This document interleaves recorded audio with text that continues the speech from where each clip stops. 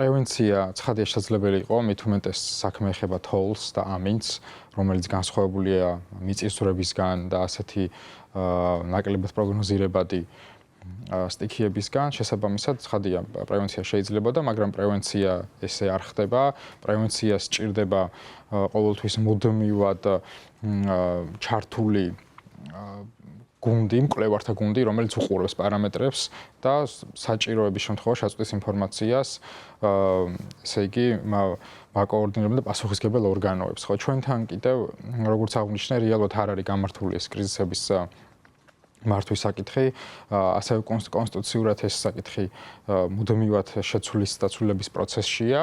ეხლა პირდაპირ ევალებოდა ეს ეროვნული უსაფრთხოების საბჭოს ამაზე კოორდინირება, მაგრამ აი მაგალითად იგივე ბოლო სხდომა რო ნახოთ, გამართული არის დაახლოებით 2 წლის წინ.